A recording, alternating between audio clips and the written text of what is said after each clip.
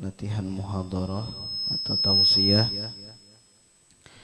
yaitu kita persilahkan kepada saudara Atif dari Pagatan. Waktu dan tempat dipersilahkan.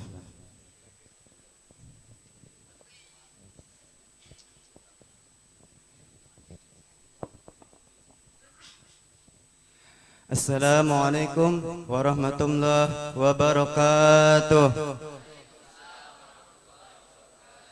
Bismillahirrahmanirrahim.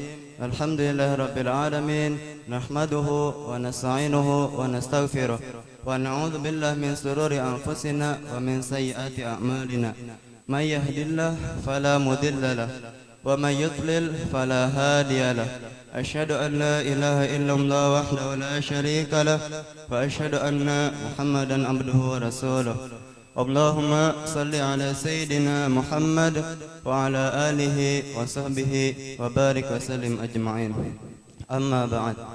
Segala puji bagi Allah yang telah memberi nikmat taufik serta hidayahnya sehingga kita dapat berkumpul di tempat yang mulia ini, yaitu majelis ilmu, yang mana kata Nabi di dalam sabda beliau, apabila kalian melewati kebun daripada kebun-kebunnya surga, maka hendaklah kalian singgah. Lalu sahabat bertanya kepada Nabi, apa itu kebun surga wahai Rasulullah? Lalu dijawab oleh Nabi, yaitu majelis ilmu dan majelis zikir. Jadi majelis ilmu dan majelis zikir itu adalah kebun surganya Allah yang ada di dunia. Mudah-mudahan dengan berkat kita berada di kebun surga yang ada di dunia ini, kita berada juga di kebun surga yang ada di akhirat nanti. Di dalam kesempatan kali ini ulun ingin menyampaikan suatu tausiah tentang salawat agar hidup kita menjadi selamat. Jadi judul kita adalah Jalan Selamat dengan Mencintai Salawat. Qala Rasulullah sallallahu alaihi wasallam, man shalla alayya wahidah sallallahu alaihi ashran. Barang siapa yang bersalawat kepadaku, ujar Nabi, 1 kali, niscaya Allah bersalawat kepadanya 10 kali. Yakni Allah memberikan rahmat kepada orang yang bersalawat dengan 10 rahmat. Rahmat itu ada yang di dunia dan ada yang di akhirat. Rahmat di dunia yaitu diampuninya dosa-dosa kita.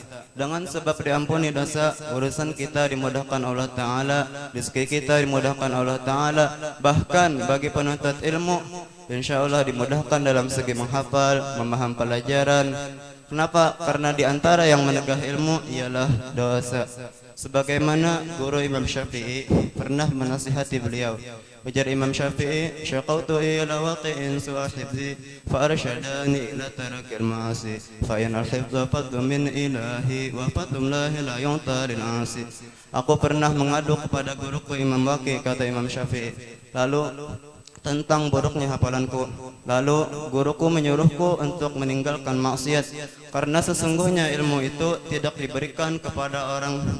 Karena sesungguhnya ilmu itu adalah karunia dari Allah, sedangkan karunia Allah tidak diberikan kepada orang yang maksiat.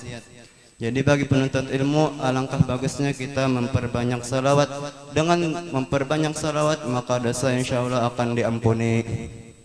Kemudian rahmat yang ada di akhirat, yaitu dikumpulkannya kita beserta orang yang kita cintai. Almar'u ma'aman ahab, seseorang dikumpulkan beserta orang yang ia cintai. Apabila cinta kepada Nabi, maka di akhirat akan dikumpulkan bersama Nabi. Cinta kepada orang saleh, maka akan dikumpulkan bersama mereka. Wa illam ya'mal bi'amalih, sekalipun amalan kita ada sama dengan amalan mereka. Mereka itu ada yang tidak tidur kada guring kecuali sembahyang 1000 rakaat.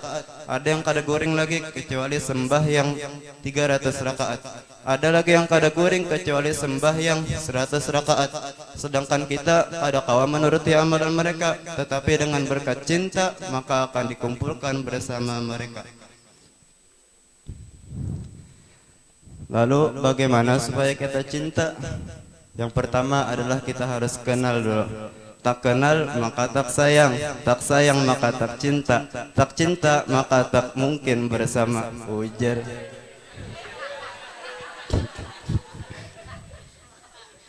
Perlu kita ketahui, kita sudah tahu tadi bahwa Nabi itu adalah manusia yang paling bungas, manusia yang paling bagus akhlaknya. Karena Rasulullah sallallahu alaihi wasallam ahsanan nasi khuluqan wa khalqa. Adalah Rasulullah sallallahu alaihi wasallam itu orang yang paling bagus akhlaknya dan rupanya. Jadi apabila seseorang cinta karena kebungasannya, maka Rasulullah adalah manusia yang paling bungas. Apabila seseorang cinta karena kebagusan akhlaknya, maka Rasulullah adalah manusia yang paling bagus akhlaknya. Jadi intinya mudah-mudahan kita cinta dengan Rasulullah sallallahu alaihi wasallam. Perlu diketahui ketika disebut nama Nabi, maka hendaklah kita bersalawat. Kenapa?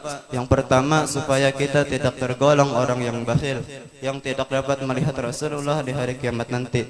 Kedua, supaya kita tidak celaka. Kenapa? Karena diriwayatkan dari Sayyidatuna Aisyah radhiyallahu anha, kata beliau ketika beliau sedang menjahit baju, sedang menjahit sesuatu di waktu sahur, walhal lampu padam, lalu jarum yang ada di tangan sidin itu tergugur. Otomatis ngalih mencarinya. Tiba-tiba datang Rasulullah sehingga seisi rumah itu bercahaya dengan sebab cahaya mukanya Rasulullah sallallahu alaihi wasallam.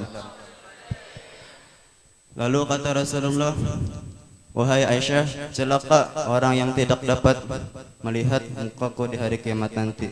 Lalu kata Sayyidina Aisyah, wahai Rasulullah, siapa orang yang tidak dapat melihat engkau di hari kiamat nanti? Lalu ujar Rasulullah, yaitu orang yang bakhil. Lalu Siti Aisyah bertanya lagi, wahai Rasulullah, siapa itu orang yang bakhil? Lalu ujar Nabi, man dzukirtu indah falam yusalli alayya.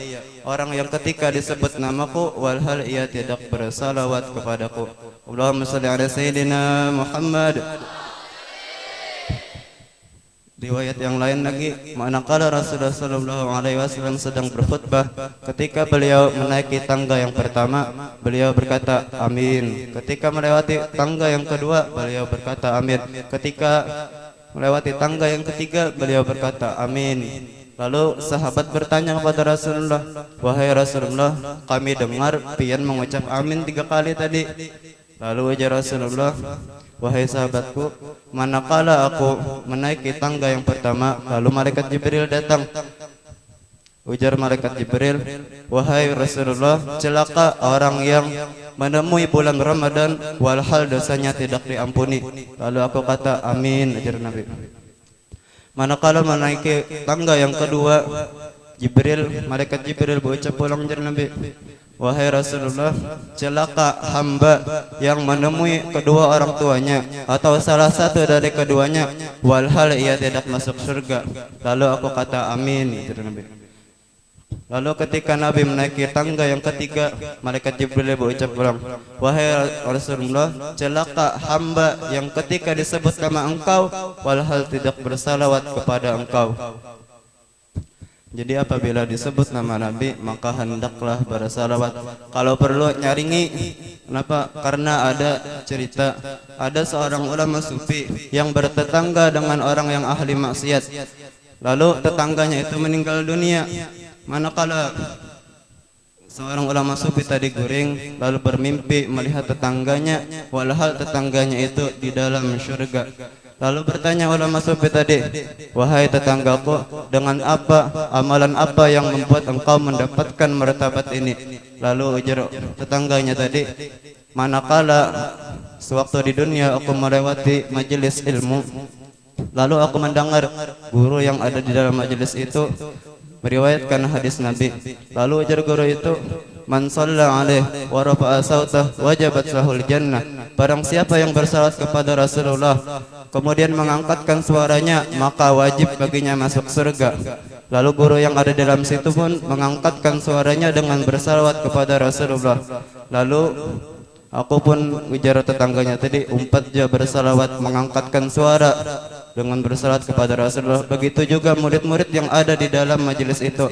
Dengan sebab itu Allah Ta'ala mengampuni dosa-dosa kami di hari itu. Allahumma shalli ala sayyidina Muhammad. Mungkin ini saja yang dapat sampaikan. Salah hilapnya mohon maaf. Minta halal, minta ridha dunia akhirat. Assalamualaikum warahmatullahi wabarakatuh.